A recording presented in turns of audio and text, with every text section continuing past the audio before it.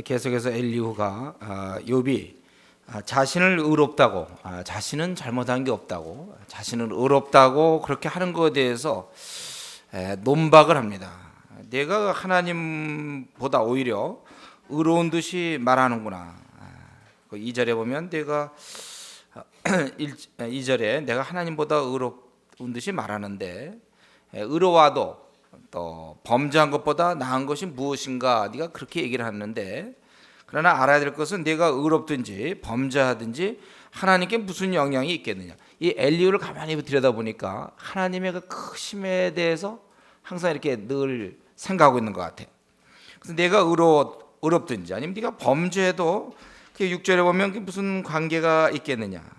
내가 의로운들 하나님 무엇을 드리겠으며 그가 내 손에서 무엇을 받으시겠는가. 우리는 이런 생각을 해야죠. 우리가 아무리 주를 잘 섬기고 뭐 해도 하나님 앞에서 우리가 뭐가 되겠습니까? 내 악은 사람을 해하고 내 의는 인생이나 유익하게 하는 것이다. 네가 의롭다고 얘기하지만 그것은 하나님께 아무런 영향을 줄 수 없는데 너 가만 보니까 이제 그거 가지고 네가 자고한 것 같다. 이제 이런 것이죠. 그리고 이제 9절부터 16절까지는 네가 의롭다고 얘기하고 헛된 말을 좀 많이 한다 이거야. 너희가 거기 16절에 보면 너 자꾸 헛된 말을 많이 한다 이렇게 책망하는 것입니다. 9절에 보면 사람이 고난 당할 때 부르짖습니다. 사람이 힘들면 이제 힘들다고 얘기하죠. 그래서 거기 보면 사람이 학대가 많음으로 부르짖으며 세력 있는 자의 팔에 눌림으로 도움을 부르짖으나 문제는 10절에 있는 것처럼 하나님께 부르짖지 않는다는 거예요. 거기 보면 그렇게 하시는 이가 어디 계신가 말하는 자가 한 사람도 없구나. 그런 분을 찾지 않는다는 거예요. 하나님은 어떤 분이십니까? 거기 10절 11절에 보면 우리를 지으신 분이요 밤중에 노래하게 하시는 분이요. 그것은 이제 어떻게 해석해야 될지 모르겠는데 하루를 돌아보며 승리하기 때문에 노래하게 하시는지, 우리로 하여금 기쁘게 하시는 분이신, 또 짐승보다 우리를 교육하시고 공중의 새보다 우리에게 더 지혜 주신 분, 사람에게 이렇게 관심을 가해서 축복하신 그 아버지께는 너희가 돌아오지 않는다 그거예요. 그러니까 이게 참 엘리후의 이러한 깨달음, 인생을 가만히 보니까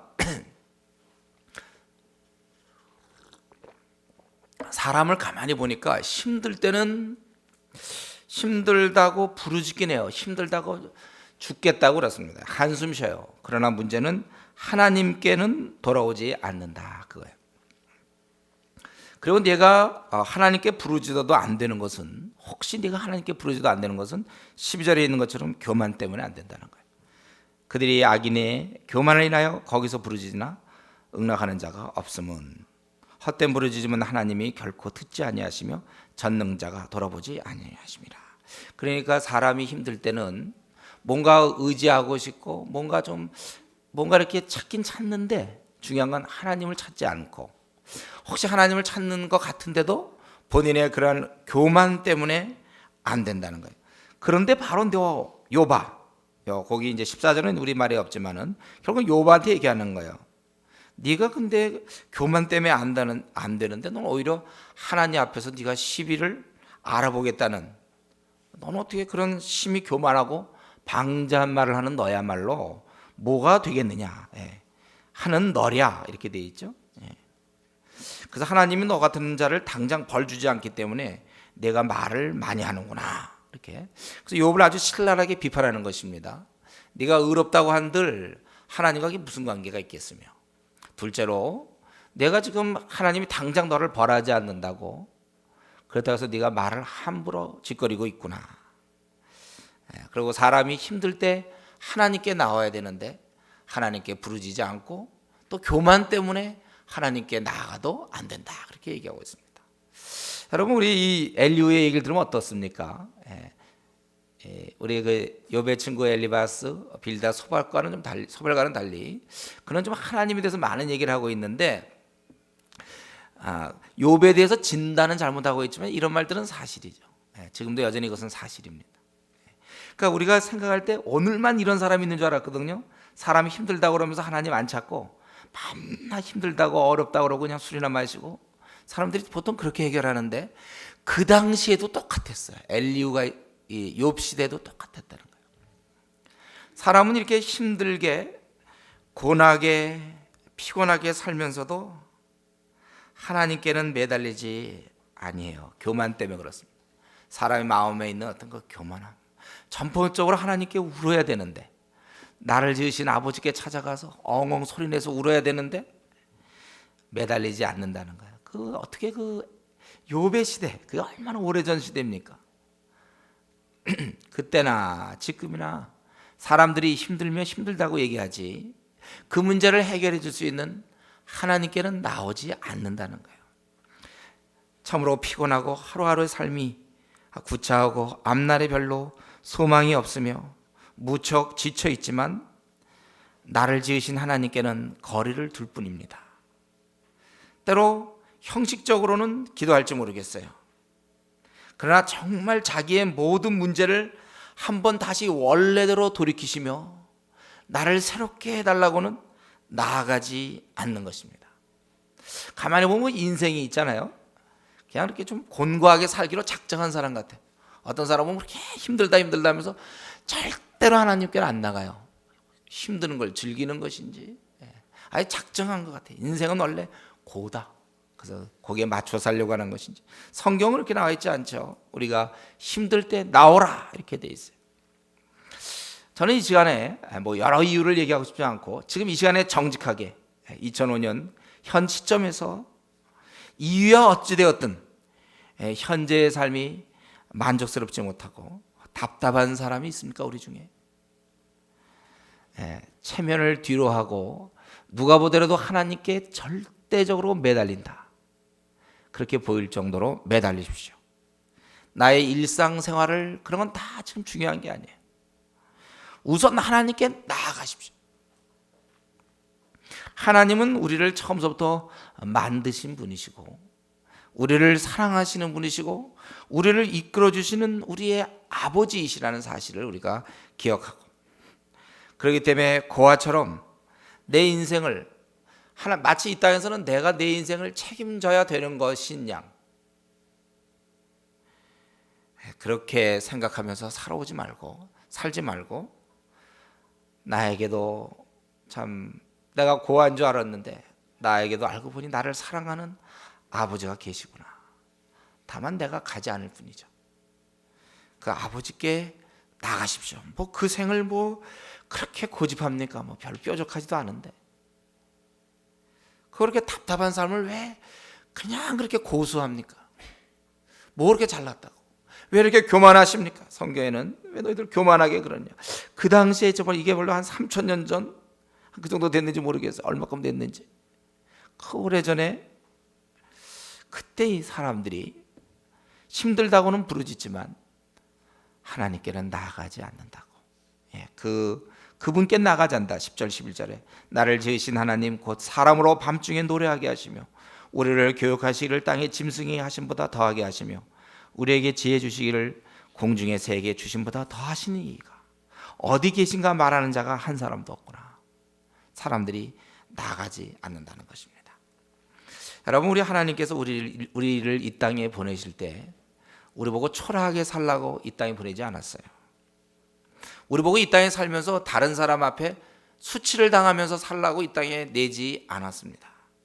내 생을 빛나게 하시기 위해서 우리를 이 땅에 내셨는데, 그러나 만약에 어쨌든 간에 이유는 뭔지 모르지만 지금 내 삶이 구차하고 빛이 안 난다고 생각이 된다면 모든 걸 다 뒤로 하고 하나님께 메어 달리십시오.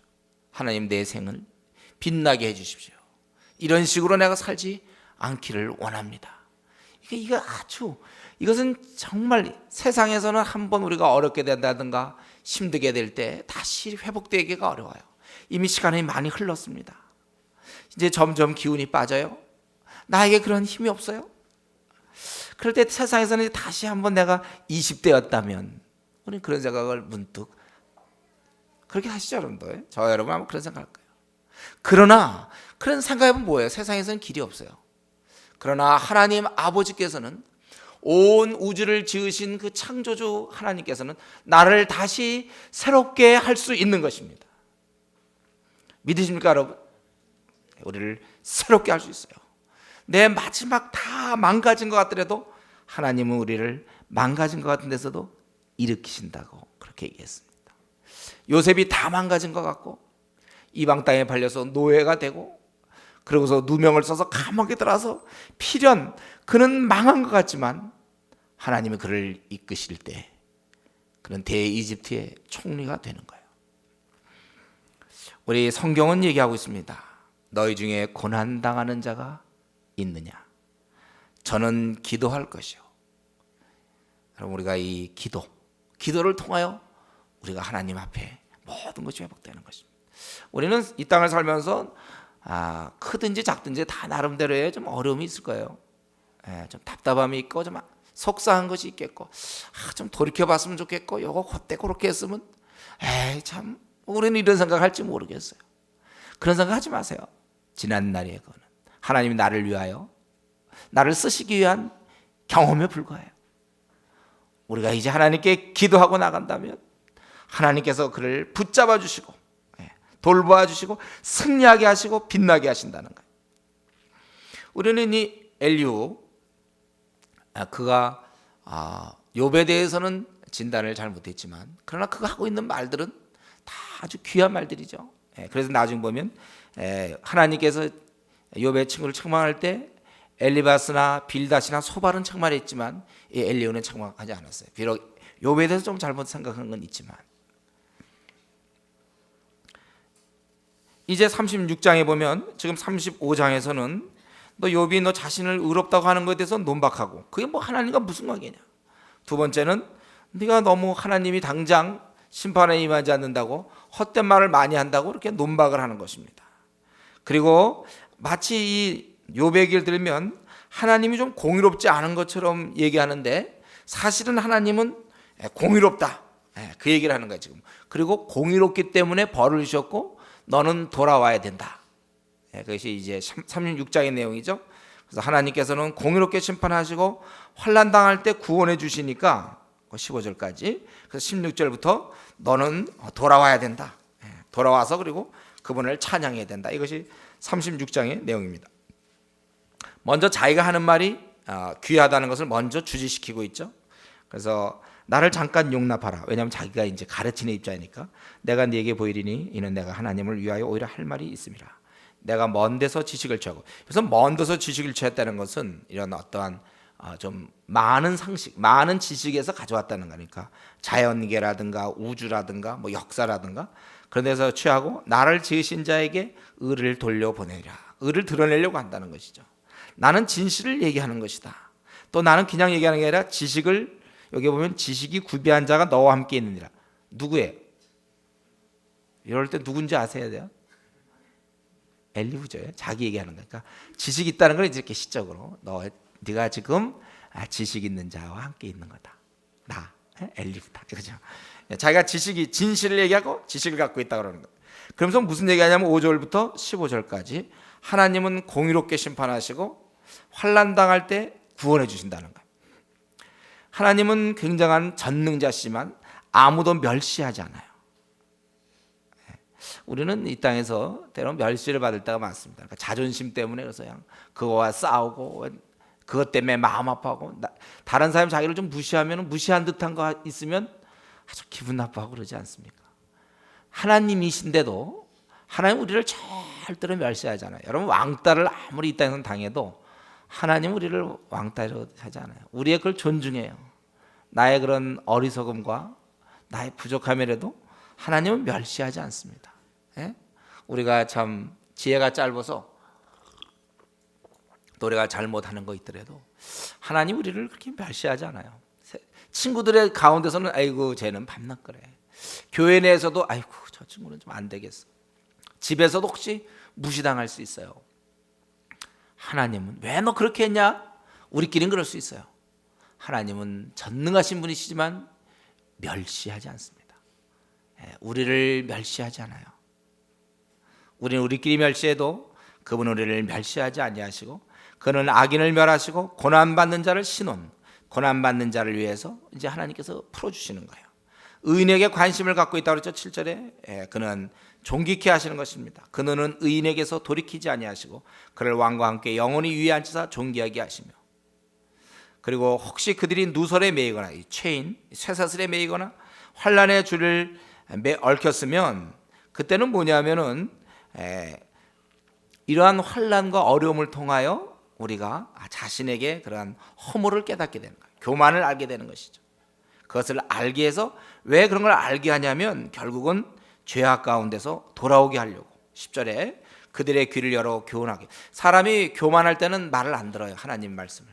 그러나 그 병중에 있다든가 그가 사업에 실패했다든가 시험에 떨어졌단가 자기가 원하던 것이 잘 안 이루어졌단가 안 이루어졌다든지 또는 뭐 결혼에 문제가 있어요. 여러 가지 있을 때 아주 힘든 일 있을 때 그때 마음이 낮아지게 된단 말이에요.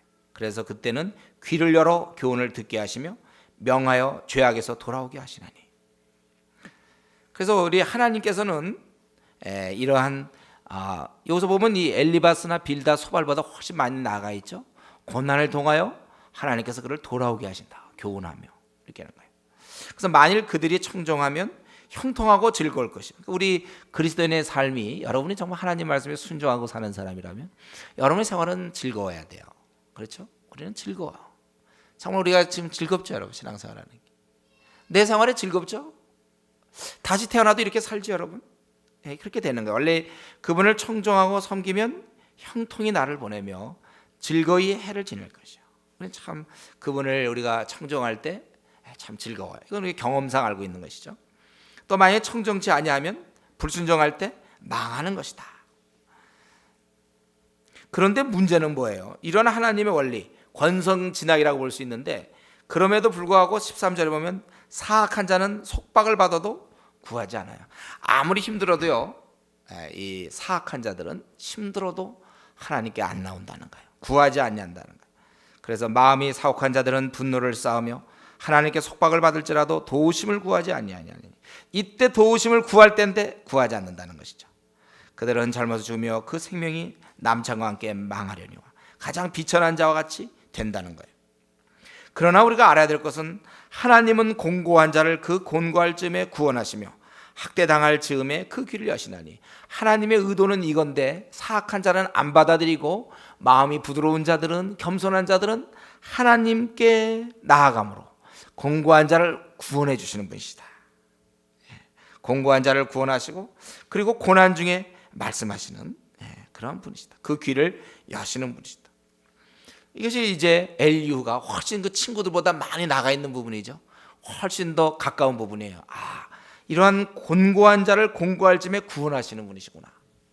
하나님께서는 그렇게 고난을 주시는 이유가 돌아오라고. 고난 없이는 안 돌아오니까. 너무 잘났다고. 잘 나가는 인생이니까. 자기는 굳이 하나님이 필요 없다고.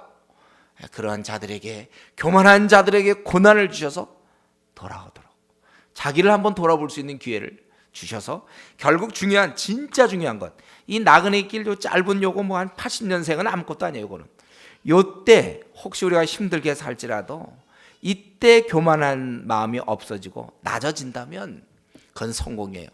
그래서 하나님을 의지한다면. 우리가 알아야 될 것은 하나님은 아무도 멸망시키기를 원치 않습니다.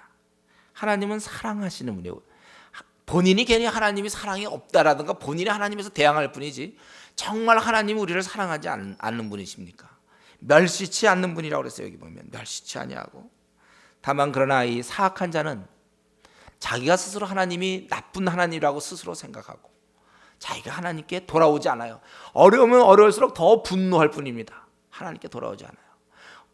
정말 준비된 자들은, 마음이 부드러운 자들은 어려우면 어려울수록 더 하나님을 의지했고 그 결과로 그의 생은 빛나게 되고 그의 갖고 있던 교만은 끊어지게 되는 것이고 그렇게 되는 거예요. 다만 우리가 이것을 생각할 때, 힘들 때, 공고할 때 우리 하나님은 우리의 죄를 깨닫게 해서 돌아오게 하시는 분이시다. 하나님은 엄위하신 분이시지만 우리를 사랑하시는 분이심을 우리가 이 시간도 다시 한번 기억해야 합니다. 하나님은 우리가 돌이키기를 바라세요. 요거예요. 한마디, 딱 한마디. 하나님은 우리 인생을 바라보면서 돌아오라.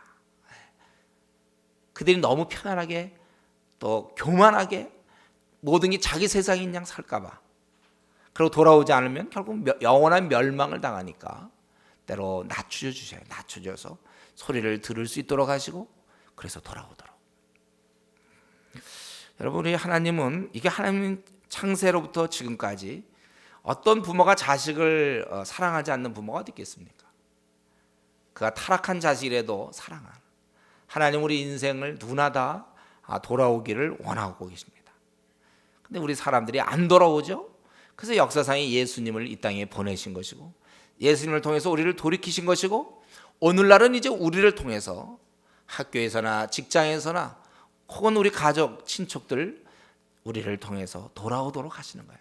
그래서 저와 여러분이 예수님을 믿는 그 순간에 우리는 이미 사명이 생기는 거예요.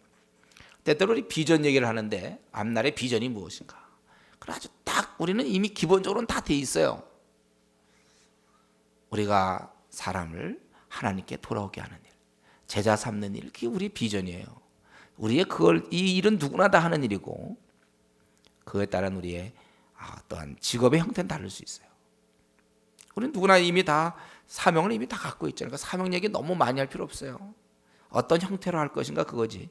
제자와 삼는 거 그거 우리가 해야 되는 것입니다. 우리가 돌이키기를 바라시는 우리 하나님, 내 친구가 돌아오기를 하나님은 원하세요. 내 친척이 돌아오기를 원하십니다. 왜냐하면 그를 사랑하시니까.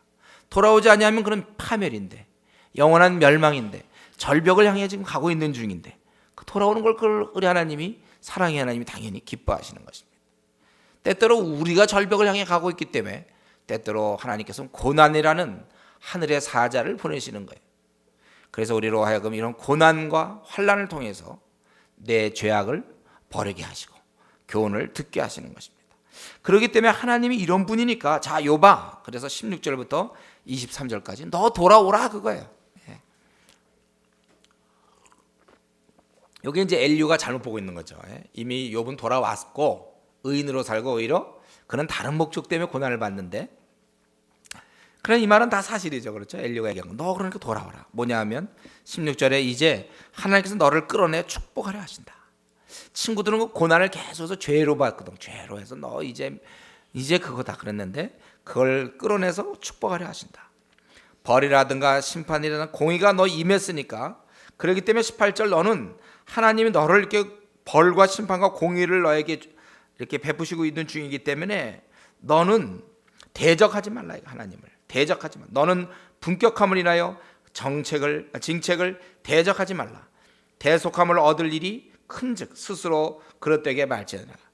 그 말이 무슨 말이냐면 큰 대속물이라도 너를 구속하지 못한다 이거예요. 그렇기 때문에 너 대적하지 말아야 된다. 네가 그렇게 대적하면 안 된다는 거예요. 하나님 너를 축복하려고 지금 너를 어렵게 하셨는데 네가 대적하면 되겠느냐? 대적하지 말라. 그러면서 너 기억해라. 네 힘이 너를 구원할 수 없는 것이다. 19절. 교만한 마음을 가지고 자기가 어떻게 보려고 하지만 안 된다는 거야. 너의 부르짖음이나 너의 세력이 어찌 능히 너의 공고한 것은 너로 유익하게 하겠느냐. 괜히 너 인생을, 너희 죽을 때를 사모하지 말라. 너는 밤 곧 인생이 자기 곳에서 재함을 받는 때를 사모하지 말 것이나. 네가 그처럼 계속해서 하나님을 대적한다면 결국 너는 지금 죽음을, 그걸 네가 사모하는 거나 마찬가지라 그거예요. 너 대적하지 말고 돌아와야 한다. 너 악으로 치우치지 말라. 21절에 네가 환난보다 이것을 택하였느니라. 하나님은 그 권능으로 큰 일을 행하시나니 누가 그같이 교훈을 베풀겠느냐. 누가 그를 위하여 그의 길을 정하였느냐. 누가 말하기를 주께서 불의를 행하셨나 할 수 있느냐. 네가 하나님 앞에서 감히 하나님을 가르치고 불의하다 할 수 있느냐. 그러니까 지금 16절부터 23절까지 보면 하나님이 벌이 임할 때 자신을 돌아보고 교만을 버리고 돌아와야지 고집 피고 죽음의 길로 가지 말라라는 것이 이 엘리후의 권면인 것입니다. 근데 제가 보기에 이 엘리후가 말이죠, 상당히 그러한 그 안목이 있는 것 같아요. 그러니까 그 당시에도 사람들이 힘들면 돌아오지 않는다고 그랬죠. 부르짖긴 하지만 힘듭니다. 인생에 대해서 비관하고 술 마시고 에라 모르겠다 막 이러지. 하나님께 나가지 않아요. 근데 또 지금 보니까 또 한 가지는 뭐가 있냐면 사람이 고난당하고 안 좋은 일 당하면 오히려 마음이 굳어진다는 거예요. 여러분 이런 사실을 알고 있습니까? 그래서 오히려 하나님을 더 대항을 해. 참 그러니까 하나님 입장에서는 참 난처한데요. 가만 놔두면은 어차피 멸망당할 거니까. 그래서 그에게 좀 어떤 역경과 환난을 주면 인간은 또 대적을 한단 말이에요. 그럼 이제 저 같으면 제가 하나님이라면 어차피 후자의 방법을 쓸 수밖에 없어요. 어차피 멸망당할 거 어떻게 하든지 그를 돌이킬 수 있는 방법은 그에게 환난이라든가 어려움과 그를 낮추는 방법밖에 없는데, 그때 그가 마음을 더 단단히 먹고 안 돌아오면 그건 할 수 없어요. 어차피 안 돌아오는 사람이니까. 그러니까 지금 엘리의 통찰력은 그거예요. 우리가 힘들 때 하나님 부르지도 않고, 또 너 만약에 혹시 힘들다고 해서 네가 하나님에 대해서 화를 내고 하나님을 대적한, 너 그렇게 하면 안 된다. 그걸 위해서는 대속물이 없다. 그렇게 얘기하고 있는 거예요. 이를 그 엘류가 깨닫고 있는데, 사실 우리도 그런 걸 좀 느끼고 있지 않습니까? 우리도 그런 걸 많이 보죠. 우리 교회 내에서도 어떤 사람이 어려운 일 당하면 교회 안 나온다든가 이런 거 못 봤어요? 네. 사람이 이렇게 마음에 어떤 어려움을 당하면 하나님을 더해요. 그러니까 우리 보통 세상에서 전도할 때도 예수님 안 믿던 사람들도요, 막상 자기가 어려운 일 당하면 더 하나님 원망해요. 해보세요. 우리 노방전도 해보세요. 평소 원래 안 믿던 사람이라도 힘들면 더 강화되는 거예요. 그걸 엘류가 깨닫고 있다는 거예요. 그래서 우리도 이 시대도 마찬가지. 이거는 불신자뿐만 아니라 신자라도 마찬가지. 이런 경향 우리에게 있을까 조심하세요. 앞으로 조심하세요. 왜냐하면 앞으로 우리에게는, 우리가 나가는 길에는 굉장히 많은 앞으로 환난과 어려움들이 우리를 기다리고 있을 때, 그때 우리의 마음이 지금 굳어지지 않기를, 지금 이렇게 아직 마음이 좋을 때 여러분 결심하세요. 그때쯤 얘기하면 제 얘기가 안 들려요. 지금 결심하셔야 돼요. 앞으로 내가 환난과 어려움이 있을 때 내 마음을 굳게 하여 하나님을 떠나지 않겠다. 네, 그걸 각오하세요. 자기 일 안 풀리면 교회 안 나오는 사람이 얼마나 많습니까? 지금 한국 교회 성도들 중에 일이 안 풀린다고 교회 안 나오는 사람 많이 있어요. 자기가 뭐 좀 열심을 내다가도, 예를 들면 대학 진학이 잘 안 됐다든가 고3 때, 그래서 고3 때, 고1, 고2 때, 고2, 고3 때 막 그 교회 봉사 많이 하고 학생회 무슨 뭐 고등부, 중고등부 이런 데 있잖아요. 뭐 임원도 하고 막 그러는 애들이 대학 떨어지면 안 나와요. 잘 안 풀리면. 교회 봉사를 오히려 많이 하는 사람일수록 더 상대적으로 잘 안 나옵니다. 자기가 정말 교회에서 뭐 집사로 막 일 열심히 하고 또 뭐 여전대 일 열심히 했는데 사업이 잘 안 되거나 자녀에게 무슨 문제가 생기면, 그러면 오히려 그 열심만큼 반동으로 더 안 해요. 우리가 주일에 열심을 내다가도 결혼 문제가 잘 안 풀리고 직장의 문제가 잘 안 되고 자녀에 대한 문제라든가 집안에 뭐 안 되면 열심히 식어진단 말이에요. 우리는 이런 면을 조심해야 합니다. 우리의 상황이 어떻든지 우리는 늘 주님께서 가장 선한 분이심을 믿고, 왜 하나님 나에게 아직 결혼 문제를 허락지 않습니까? 왜 하나님 나에게 이 문제를 아직도 이렇게 하십니까? 선하신 그분께서 계산하셔서 그렇게 허락하신 거예요. 그렇기 때문에 이때 우리가 오히려 감사하면서, 일이 안 풀린다고 해서 감사 못합니까? 우리는 그게 끝이 아니거든. 일이 안 풀리는 게 끝이 아니고 다음에 풀리는데 더 크게 풀릴 수 있는 거예요. 그래, 이것을 항상 생각해요. 제가 이렇게 이제 말씀은 드리지만 실제로는 하다가 자기 열심을 내다가 뭐가 막혀보세요. 금방 뚝 식어버리죠.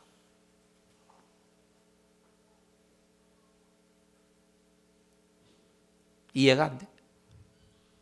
우리가 열심을 내다가도 뭐 한번 해보세요. 그게 뭐가 안 풀리거나 무슨 일 당하면 식어가지고 그냥 이제 예배만 드리는 그런 성도가 된다는 거예요. 좀 졸리우신가요? 예, 이런 요백에 얘기하기를, 네가 이제 너 요바 그래서 너 돌이켜야 된다는 거야. 너 돌이켜라. 예? 네가 오히려 하나님이 그렇게 하신다고 왜 나에게 이렇게 하십니까? 대적할 것이 아니라 너 돌이켜야 된다. 그리고 돌이킬 바에 너는 그분의 그 크심에 대해서 찬양해야 된다. 24절부터 33절까지 하나님을 찬양하라. 우리는 그분의, 하나님이 크시니 우리가 그를 알 수 없고 그 연수를 계산할 수도 우리는 없다. 예. 또 그가 물을 가늘게 이끌어 올리신즉 그것이 안개되어 비를 이루고 그것이 공중에서 내려 사람 위에 쏟아지니라. 구름의 표현과 그의 장막에 울리는 소리를 누가 능히 깨달으리요. 그가 번갯빛으로 자기의 사면에 두르시며 바다 밑도 가리우시며 이런 것들로 만민을 징벌하시며 이런 것들로 식물을 풍부히 주시니라. 어떤 때 홍수를 해가지고 비를 많이 줘서 사람들을 벌하실 때도 있고 어떤 때는 그걸로 식물을 풍성하게 해주시기도 한다는 거예요. 예, 만민을 징벌하기도 하고 또 축복하시기도 하고 또 그는 번갯빛으로 그 두 손을 싸시고 그 손 안에 그런 번갯빛을 갖고 계시고 그가 명하사 표대를 맞추게 하시고 그 울리는 소리가 풍우를 표시하고 육축에까지로 그 올라오는 것을 표시하느니라. 풍우를 표시한다는 것은 폭풍을 그의 번개가 장차올 폭풍을 설명해 준다는 거예요. 그리고 육축에까지 그래서 짐승 때조차도 폭풍 올 것을 알고 이제 피하게 되는 것이죠. 우리 뭐 이번에 쓰나미 뭐 이렇게 할 때 동물들이 막 움직였다면서요. 예? 예, 그런 내용이죠 이런 게. 예. 여기서 그 폭풍이라고도 표시할 수 있겠고, 그러니까 풍우 혹은 그의 오심, 그걸 그의 임재로 보기도 합니다. 해석이 두 가지가 가능해요. 그래서 지금 그 욥에게 얘기하기를 너 하나님이 하시는 일을 보면서 찬양하라 그거예요. 네가 그 어둠 가운데서 하나님 힘들 때 하나님을 대적하지 말고 그리고 너는 이제 돌이키며 하나님을 찬양하라 그렇게 얘기하고 있어요. 여러분 우리 인간이 이 땅에 태어난 이유 중에 하나가 바로 이겁니다. 하나님을 찬양하는 일. 우리 사실 하나님께 간구만 하지 말고 우리 기도하면 덜리 뭐 해달라고 간구를 많이 하는 사람들이 있어요. 예. 안 하는 것보단 귀합니다. 간구하는 거. 예? 정말 이거 기도 안 하는 것보단 또 간구하는 게 참 귀해요.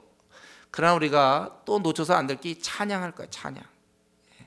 간구만 하지 말고 감사와 찬양을 하라는 거예요. 그분이 이를 비를 주시고 다스리는 거 우리 너무 당연히 생각하는 거 아닌가요? 예. 바람 부는 거, 태양이 공급되는 거, 비 오는 거 이런 건 너무 당연히 공기, 우리 숨 쉬는 거 공기 공급되는 거 이건 너무 당연히 생각하는 거 아닙니까? 다 찬양 제목이죠. 내가 지금 이만큼 내가 살아오는 거, 예. 이것이 얼마나 큰 은혜인가. 내가 이만큼 된 거 감사해야 돼요. 우리가 하나님의 은혜 아닌 게 어디 있습니까? 우리 몸 하나를 보더라도 다 하나님이 허락해 주셨죠. 예. 우리가 감사하지 않을 부분이 어디 있어요? 하나님의 은혜 아닌 것이 없습니다. 이만큼 살아가는 것이 큰 은혜라고 그랬어요. 제가 이거 자꾸 한 번만 더 얘기할게요. 우리가 눈 작은 거에 대해서 얘기하지 말자고 그랬죠. 보는 것만 해도 감사하다고 그랬잖아요. 우리가 생각할 때 항상 그 생각해야 돼요. 내 키 작은 것, 그냥 이만큼 큰 것만 해도 감사해야죠. 여러분이 참 이 감사의 심령을 가지면 모든 게 다 감사해요. 우리가 돈이 없다? 그래도 그만큼 있는 거 감사할 수 있어요. 건강하지 못하다도 더 건강하지 못한 사람 있잖아요. 더 건강하지 못한 사람. 요만큼 있는 거 감사할 수 있다니까요. 우리가 모든 걸 갖다가 이 없는 쪽으로 나는 왜 요만큼 밖에 없느냐가 아니고 그만큼이라도 있는 거를 감사하라니까요. 그건 생각이 나름이에요. 생각. 이가 못생긴 거. 이거 너무 작은 예지만 이가 여기도 이가 있고 여기 못생긴 여기도 두 개만 나머지만 그래도 똑바로 된 거에 대해서 감사하자는 거예요. 제 얘기는 무슨 얘기인지 알겠어요, 여러분? 예? 제가 드리는 말씀. 내가 어떻게 하든지 조금이라도 다 그랬으면 어떡할 뻔했어요. 그중에 이렇게 된 거. 내가 볼 수 있는 거, 들을 수 있는 거. 왜 잘 안 들리는가를 탓하지 말고 그만큼이라도 들릴 수 있는 걸 감사하고 그만큼이라도 재정이 있는 것을 감사하고 그런 내 정신이 똑바로 된 것을 인하여 감사하고 우리가 하나님께 이만큼 된 것을 감사해야 돼요. 이 감사의 마음의 눈이 열려야 돼요, 여러분. 이거 없으면 불평하죠. 불평해. 뭐든지 되는 건 놔두고 안 되는 거 불평하는 사람이 있어요. 여러분 배우자 그런 사람 만나면 일생 고생합니다. 아직 결혼 안 하시면 결혼하신 분은 이제 참고 넘어가야 되지만 이제는 인내를 달라고 기도하셔야 되지만 결혼하지 않은 분 상대자 있잖아요. 키 1m 얼마 그거 자꾸 따지지 말라니까. 키가 크다고 해서 마음이 너그러운 게 아니에요. 우리가 살 때는 마음이 너그럽고 나를 잘 대해주고 이런 게 조건이어야 되는데 그게 어때서 키가 큰 것과 이 마음이 너그러운 건 무슨 관계입니까? 우리는 살 때는 마음이 너그럽고 나를 이해하고 이게 필요한데 선택할 때는 엉뚱하게 키가 얼마면 목소리가 어떤가 이런 걸로 선택한단 말이에요. 참 어이가 없어요. 학벌이 어떠한가. 사는 날 동안은 누가 더 이렇게 하고 뭐 얘기하고 의논하고 우리 같이 하고 섬기고 이런 건데 선택할 때는 엉뚱한 걸 하는 거예요. 그러니까 우리 영어 회화가 필요한데 그 사람 국사 잘하냐 이거 물어보는 거예요. 국사 점수 높구나. 예. 그런 건데 참 엉뚱한 집안에 뭐 돈이 있느냐. 뭐. 사는 날 또 우리가 잘 생각하셔야 돼. 우리가 여러분이 배우자를 택할 때 이 불평 많은 사람과 하지 마세요. 예? 작은 거를 감사할 수 있는 사람을 만나셔야 돼요. 그 자기가 얻어놓은 건 놔두고 못 얻은 걸 생을 마칠 때까지 평생 우리는 어차피 이 땅에서 모든 걸 다 못 가져요. 덜어갖고 덜어 못 갔습니다. 이 땅에서 우리가 만약에 있는 게 한 10,000개가 있다면 그 중에 이제 우리 인간이 기껏 가질 수 있는 거는 한 100개 미만이라면 어떤 사람은 50개 갖고 어떤 사람은 60개 갖고 70개 갖는데 우리가 자꾸 내가 얻은 걸 감사하면서 살면 나중에 생을 마칠 때까지 늘 감사로 살아요. 그러나 자기가 못 얻은 거를 계산하면 덜 못 얻는 것만 생각하고 불평으로 사는 거죠. 원래 감사와 불평은 자기 마음 먹기에 달라 있어요. 자기가 주로 이미 얻은 것 쪽을 자꾸 들여다보면 그런 그걸 감사하면 죽을 때까지 감사하는 거예요. 이쪽으로 방향을 틀면. 근데 못 얻은 것 쪽으로 계속 바라보면서 살면 남은 생 40년, 50년, 30년 항상 만족스럽지 못한 것이죠. 그러니까 내가 얻지 못한 쪽을 바라보느냐, 얻은 쪽을 바라보느냐, 이거죠. 그래서 우리는 자기가 이미 얻은 것들, 적은 거라 할지라도 그걸 감사해야 된다. 찬양해야 돼. 우리가 항상 하나님 찬양한단 말이죠. 그래서 우리 신약에서 뭐라 했습니까? 우리가 범사에 감사하라. 하나님이 이만큼 허락하셨어요. 가만 자기 자신을 생각해 보세요. 감사하잖아요. 이 정도 된 거. 감사해요. 참 감사하죠. 이만큼 된 거. 그렇지 않은 사람이 얼마나 많은데. 하나님의 은혜 아닌 것이 없습니다. 이만큼 내가 살아오고 이만큼 건강 유지한 거 다 그래도 하나님께 이만큼 된 거 그저 이만큼 그저 감사해요. 감사하는 사람들이 됐으면 좋겠어요. 불만, 불평 우리 그리스도인으로서 빨리 버려야 됩니다. 그래서 이래도 감사하고 저래도 좀 감사하고 까다롭지 아니하고 자기의 기준에 너무 이렇게 맞추지 말고 좀 둥글둥글하면서 그렇게 감사하는 그 심령이 이렇게 편해야 돼요. 심령이 감사하는 그런 사람이 돼야 될 것입니다. 이제 37절에 보면 37장에서도 계속해서 하나님의 크심을 얘기하고 있어요. 아마 이것은 욥의 그 교만, 나름대로 욥이 교만하다고 생각해서 그걸 꺾으려고 그랬는지 모르겠어요. 이로 인하여 내 마음이 떨며 자기 처소에서 떠나느니라. 이 처소에서 떠난다는 것은 공포를 느끼기 때문에 잊지 못하고 떠나는 거예요. 그 뭐냐면 하나님의 음성 곧 그 입에서 나오는 소리를 들으라. 그 소리를 천하에 퍼치시며 번갯빛으로 땅끝까지 이르게 하시고 번갯빛을 땅끝까지 이르게 하시는 그러한 분. 또 음성, 번갯빛 뭐 이런 것들에 대해서 음성을 발하시며 위엄에 울리는 음성을 내시고는 그 음성이 들릴 때 번갯빛을 금치 아니하시니라. 하나님이 기이하게 음성을 울리시며 우리의 헤아릴 수 없는 큰 일을 행하시느니라. 그 소리가 천하에 퍼진다는 거예요. 그리고 그 빛이 땅 끝까지 이른다는 거예요. 좀 크심을 얘기하고 있죠.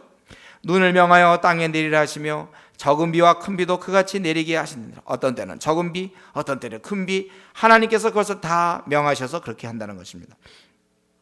그가 각 사람의 손을 봉하시나니 이는 그 지으신 모든 사람으로 그것을 알게 하려 하심이라. 그래서 그러니까 짐승들은 숨는 곳으로 들어가서 그 굴에 머물 사람으로 어떻게 할 수가 없게 하신다는 거야. 다 그냥 하나님이 하시고 짐승들은 그냥 굴에 들어가 있고 남방 밀실에서는 광풍이 이르고 북방에서는 찬 기운이 이르며. 여러분 이거 우리가 하나하나 좀 해석하기가 어려워요. 그냥 시적으로 잘 그냥 이해하시면 되는 거예요. 남방 밀실 그러면 또 이게 이런 거 가지고 한 10시간 정도 해석하려면 10시간 정도 필요할지 모르겠어요. 남방 밀실 뭐 어디냐 이런 거 몰라요. 우리는 그냥 남쪽에서 그러니까 이렇게 광풍이 분다 이렇게 하면 되는 거예요. 북방에서는 찬 기운이 이르며 하나님의 부시는 기운이 아주 그 밝은 기운 그 기운에 얼음이 얼고 물의 넓이가 줄어지느니라. 그래서 물의 넓이가 줄어진다는 것은 이게 함께 물들이 강력하게 모여서 결국은 이것을 다른 문에 보면 이것을 얼음을 만들었다 그런 뜻이에요. 얼음 물이 언다 그런 뜻이에요. 하나님이 그 기운에 하나님의 그 기운에 얼음이 얼었다 그 얘기를 지금 10절에서 하는 것입니다. 그가 습기로 빽빽한 구름 위에 실으시고 번갯빛의 구름을 널리 펴신즉 습기를 구름 위에다가 실어가지고 또 번갯빛의 구름을 널리 펴시고 구름이 인도하시는 대로 두루 행하나니 이는 무릇 그의 명하시는 것을 세계상에 이루려 하심이라. 혹 징벌을 위하여 토지를 위하며 혹 궁유를 베푸심을 위하여 구름으로 오게 하시느니라. 때로 이 구름과 번개를 다 명하셔서 징벌도 하시고 긍휼도 할 때도 사용하신다는 거예요. 하나님은 굉장히 크신 능력을 갖고 있다는 거예요.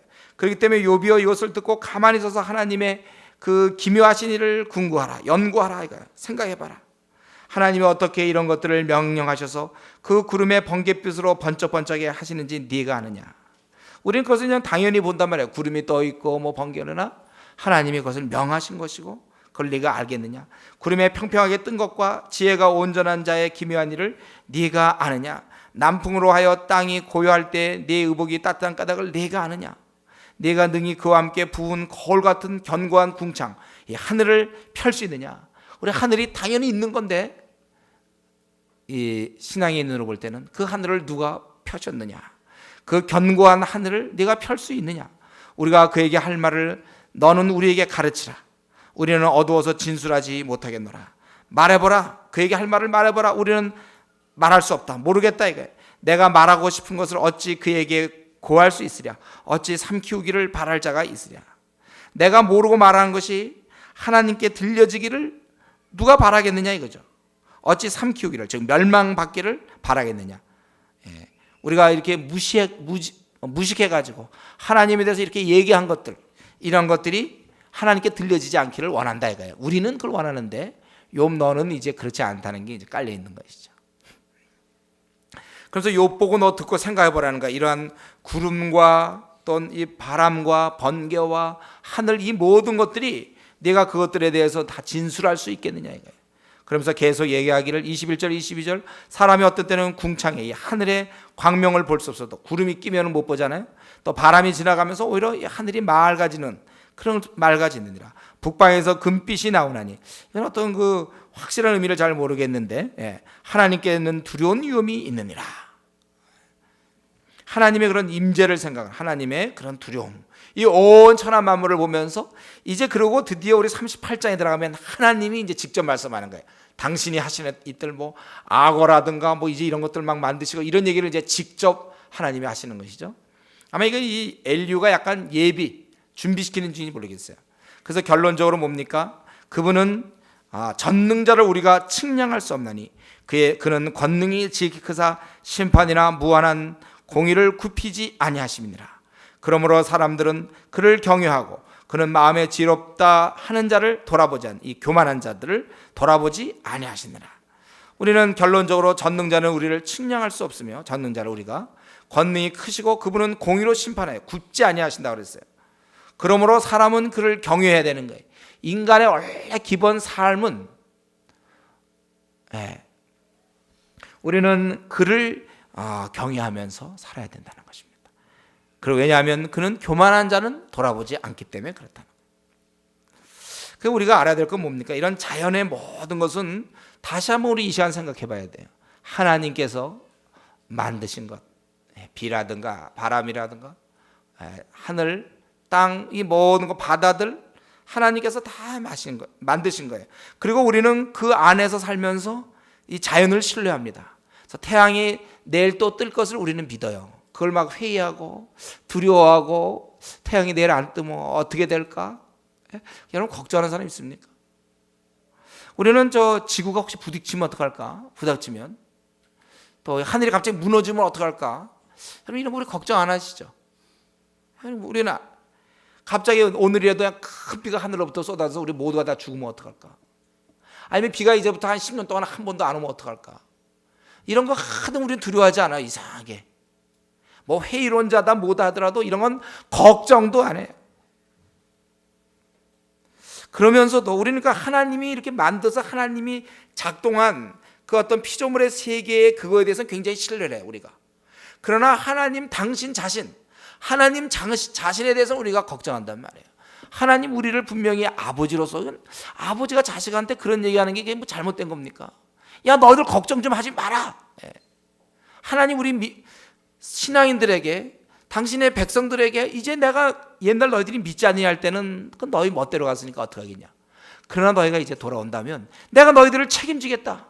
대신 너희는 먼저 그의 나라와 그의 일을, 하나님 나라 백성답게 하나님의 나라의 일을 먼저 구한다면, 땅에 있는 먹을 거와 입을 거 이런 것들이 아니라 하나님의 나라 확장을 위해서 일한다면 그럼 내가 책임져 주시겠다. 그건 분명히 말씀했는데 우리는 때로 두려워하는 거예요. 앞날에 이러다가 내가 결혼 못하면 어떡할까? 이러다 나 직장 못 들어가면 어떡할까? 이러다가 돈 많이 모아놓지 못하면 어떡할까? 나 거지되면 어떡할까? 이러다 갑자기 교통사고 당하면 어떡할까? 내가 가장인데 이러다 내가 암에 걸리면 우리 애들은 어떻게 될까? 뭐 이런 걱정들을 한단 말이에요.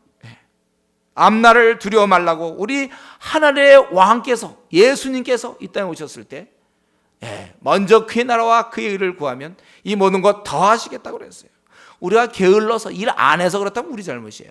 그럼 우리가 열심히 나름대로 최선을 다한다면, 비록 내가 초등학교를 나왔더라도 그 범위 내에서 내가 열심히 한다면, 내가 많이 못 배웠어도 내 힘이 딸린다 하더라도 그 안에서 내가 열심히 산다면 두려워하지 말라는 거예요.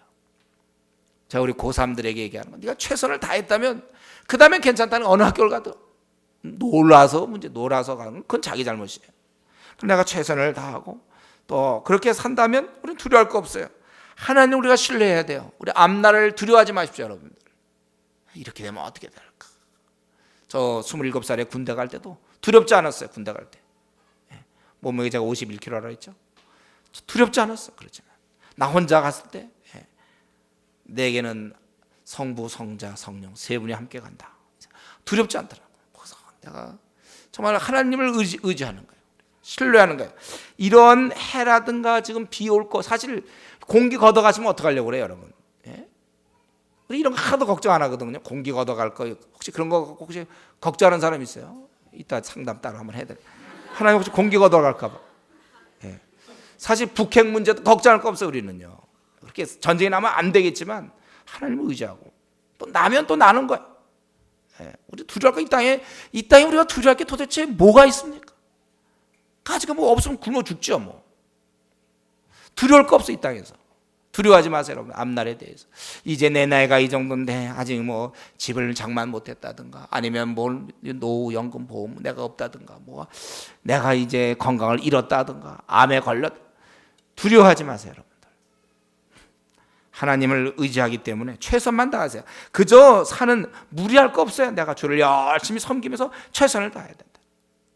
우리 교회 다닌다고 하더라도 그런 걱정돼서 주일날 문 열고 가게 하면서 그저 내가 먹여 살려야 되니 막 그렇게 안달복달하고, 또 만약에 무슨 시험만 있으면 주일날 예배 빠지고 뭐 다 빠지고 그 시험에 매달리고, 그렇게 해서 들어가는 것보다 차라리 떨어지기 나요. 우리가 주를 잘 섬기면 오히려 더 좋은 길이 열리는 거야. 그렇게 되면 직장에서 쫓겨날까 봐 그저 주일날도 그저 막 가서 직장에 하고 막 그렇게 해서 그 직장 오래 있는 것보단 빨리 나오는 게 나을지도 몰라요. 다음 길이 있다니까. 하나님으로 의지하다 쫓겨날 수도 있어요. 그러나 두려워하지 말고 먼저 그의 나라, 그의 의를 구하, 하나님의 것을 먼저 구하는 거예요. 이 땅에서 우리가 많은 일이 있다 할지라도 다 뒤로 하고 그렇게 해놓아 보세요. 그래야 우리가 간증거리가 생기죠. 그랬더니 어떻게 되었는가?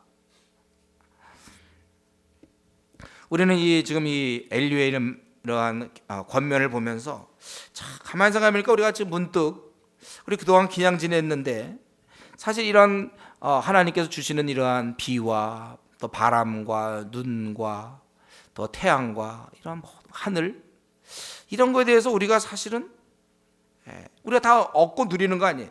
저는 이런 면에서 이 세상 사람들은 이런 혜택은 하나님께 다 받고, 공기라든가 마실 물이라든가 이런 거 하나님께 받아 놓고서는 하나님을 거부해요. 하나님을 싫어합니다. 우리가 노방전도 나가보면 그러지 않아요? 하나님 뭐 어디 있어요?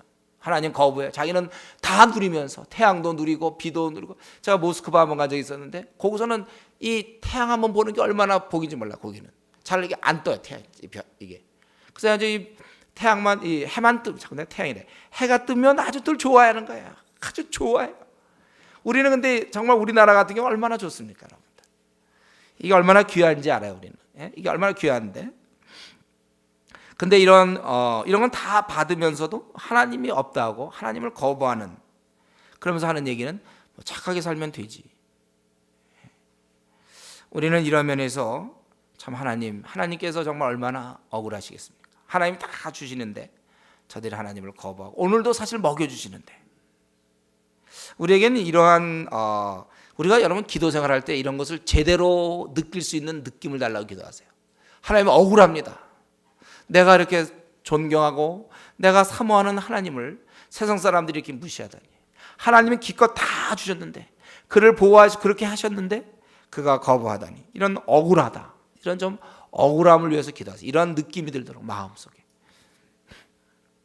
우리 아버지 것 저들이 다 쓰면서도 아버지를 무시하고 거부하는 것에 대해서 아들로서 딸로서 좀 의분을 가지셔야 돼요. 그래서 우리가 사실 전도하게 되죠. 그게 아니다. 너가 아버지의 사랑을 네가 왜 이렇게 하느냐. 우리 부모가 있고 자식들이 있을 때 한 자식이 부모를 사랑이 없다 그러고 막 삐쳐나갈 때 정말 그 부모를 사랑하는 아들이 있다면 찾아가서 너 왜 네가 아버지를 그러냐, 네가 아버지를 왜 멸시하느냐, 또 귀한 아버지의 마음을 네가 왜 아프게 하느냐, 우리가 그렇게 얘기하는 것이 당연한 것처럼 우리가 사실 그렇게 해야 돼요. 이 모든 건 하나님께서 주신 것입니다. 다만 문제는 여기에 24절에 있는 것처럼 그를 경외해야 되는데 스스로 마음에 지혜롭다 하는 자들, 이 교만한 자들이 문제라는 거예요. 하나님 앞에서 교만은 멸망입니다. 이 크신 하나님 앞에서 자신의 잘남이나 자신의 어떤 실력이나 자신의 학벌이나 돈이나 이런 것 의지해서는 안 돼요. 왜냐하면 그 모든 건 하나님이 주신 것이기 때문에. 나는 소위 무슨 대학 다닌다, 나는 소위 어떤 직장에 다닌다, 나는 소위 뭐 사회에서 알아주는 무슨 사다, 이런 게 아니라는 거예요. 이거 다 하나님 주신 거 아닙니까? 행여라도 우리가 그 순간순간 사람들 앞에서 내가 조금이라도 우월감을 느낄 때, 그때 기억하십시오. 하나님이 주신 것이다. 내가 공부를 잘했습니까? 그 잘할 수 있는 머리 하나님이 주신 거예요. 나는 어떤 걸 잘 외울 수 있습니까? 기억력이 좋습니까? 하나님 주신 거예요. 저는 요즘 자꾸 잊어버려요, 요즘. 그래서 혹시 제가 앞으로 뭘 좀 잊어버리더라도 여러분들 좀 이해해 주시면 좋겠는데, 자꾸 잊어버리더라고요, 요즘 들어와서. 그럼 어쨌든 자기가 우리 목사님은 그거 잘도 잊어버려, 나는 그런 거 하나도 안 잊어버리는데, 그 순간 다시 생각하세요. 그거 어디서 나왔는가? 그 기억력은 어디서 나왔으며 그 순발력은 어디서 나왔습니까? 축구를 잘합니까? 막 몇 명을 제칩니까? 공을 잘 몹니까? 그렇게 할 수 있는 거, 그건 누가 주신 거예요? 우리의 건강한 거, 우리의 외모, 내 능력, 또 언어적인 어떤 재능, 받지 아니하는 것이 어디 있는가? 내 키가 나는 커서 항상 그래. 그 키 누가 주신 거예요? 우리 다 하나님 주신 거, 그거 갖고 우리 큰 소리 치면 안 되고 교만하면 안 됩니다. 자기를 지으신 자 앞에서 내가 무슨 교만입니까? 자기에게 많은 걸 주셨더니 그걸 가지고 우리 인간은 교만해요. 이렇지 않도록 평생, 하나님 지금 우리를 뭐 별로 이렇게 뛰어나게 하지 않은지 모르겠어요. 그러나 우리가 하나님을 경외하다 보면 하나님 우리를 높이 드실 거예요. 그때 떨어지지 않을 걸 조심하세요. 그래서 지금부터라도 하나님 내가 주신 남보다 뛰어난 점이 있죠, 여러분. 한 가지는 있을 거 아니에요. 남보다 뛰어난 점 아예 없나요? 약간 교만 같은데, 그것도 겸손을 가장한 교만해. 여러분, 우리가 한 가지라도 남에게 뛰어난 점이 있으면 그거 하나님 주신 것인 줄 알고 교만하지 마십시오. 이게 보면 하나님이 아까 36장 37장 계속 보면 35장에서도 거기 12절에서도 35장 그들이 악인의 교만을 인하여 거기서 부르짖나 응락한 자. 이 교만한 거 아주 하나님께서 원치 아니하시고 맨 마지막에도 마음에 지혜롭다 하는 자를 돌아보지 않는다. 그래서 우리가 교만하지 않을 것을 항상 저와 여러분 명심해야 되겠습니다. 이제 한 말씀만 드리고 마치겠는데, 오늘 말씀 지금 우리는 이 LU가 이제 이걸로서 끝나요. 우리 지금 지난번에 3장, 이번에 3장, 6장, 총 6장을 이 욥기에서 LU가 이렇게 얘기하게 되는데, 권면하게 되는데, 이 LU의 얘기 중엔 더러 틀린 얘기가 있습니다. 그렇죠? 욥에 대해 잘못 생각한 거. 그러나 우리가 여기서 한 가지 알 것은 LU가 이렇게 하나님에 대해서 아주 예민해 있다는 거예요. 영적으로 깨어있는 자의 엘리후가. 그래서 그는 비라든가 눈이라든가 태양이라든가 하늘과 바다 구름을 통해서 하나님을 느끼고 있고 하나님을 경외하고 있고, 그렇기 때문에 욥 보고 내가 이런 하나님을 네가 경외해야 된다, 이게 그냥 지어서 순간적으로 뭐 할 얘기 없을까 하다 나온 게 아니고 평소에 그 하나님을 그런 것을 통해서 경외하고 있었다는 사실. 우리 구약에 살던 이 엘리후, 우리가 많이 알려지는 인물이 아닙니다. 모세나 뭐 이렇게 아브라함처럼 알려진 인물은 아니에요. 그러나 그 엘리후가 알고 보니까는 비라든가 태양이라든가 하늘과 구름 바다 이런 걸 통해서 하나님을 그가 의식하고 있으며 하나님을 인식하고 있으며 하나님을 경외하고 있다는 거예요.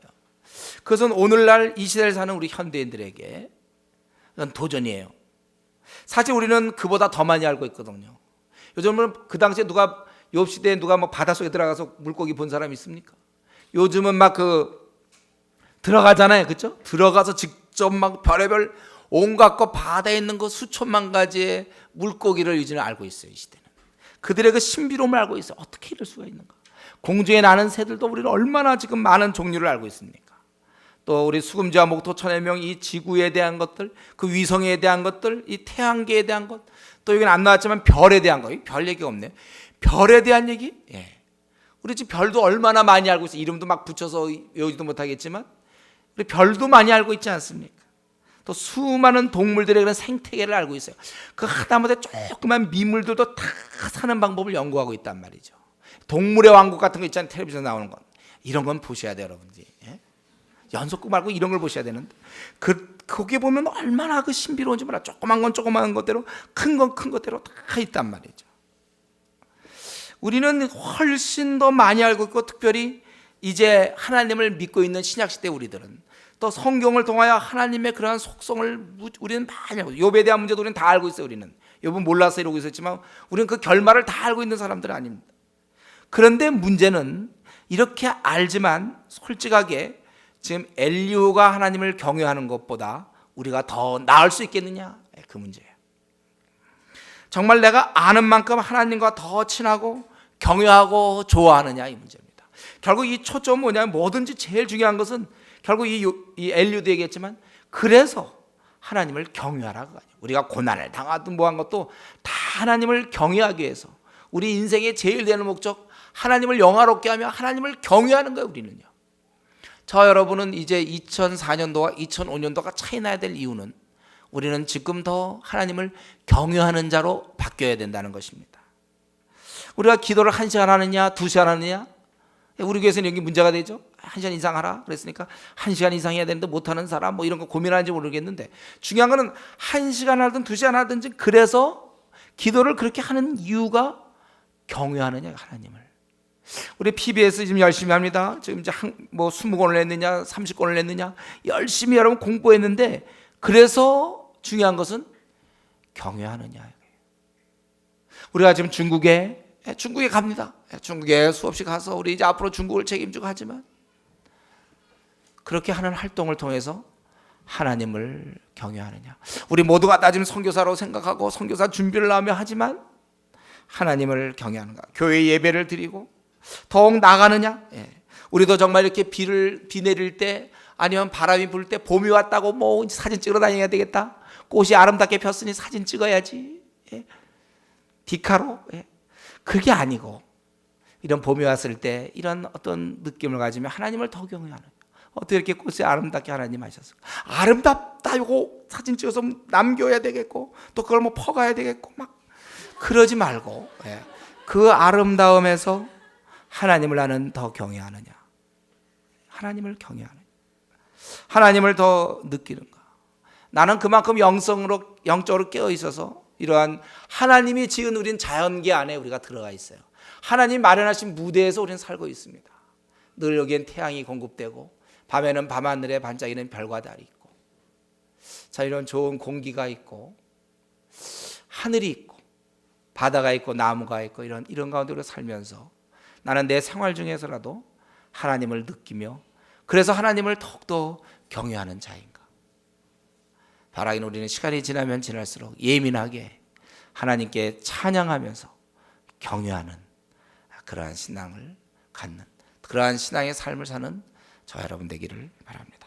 같이 한번 기도하겠습니다. 오늘 우리 말씀 중에 우리가 곤고할 때 사람들은 오히려 마음을 강팍하게 더 되는 사람이 있어요. 그러나 마음을 부드럽게 하고 하나님께 우리가 나가야 될 것입니다. 힘들다고 얘기는 하지만 하나님께 돌아오지 않는다고 엘리후가 참 통탄했는데, 오늘날도 여전히 이 형상은 똑같아요. 하나님은 우리를 멸시하지 않는 분이십니다. 우리 하나님께서 돌아오기를 원하시는데, 내가 하나님께 마음껏 한번 가서 아버지의 사랑을, 내가 부모님의 사랑을 느끼며 남은 생을 살 수 있도록 하나님께 더 돌아갈 것과, 또 내가 하나님을 찬양하는 존재로 또 하나님을 이렇게 어디서나 느끼며 정말 내 삶 속에서 느끼며 경외하는 사람이 되게 하나님 우리를 또 책임져 주시는 분이신데 나는 앞날 또 내 여러 가지 문제를 두려워하지 않았는지 먼저 그의 나라를 그 일을 구하라는 말씀을 생각하면서 같이 이 시간에 통성으로 기도하겠습니다.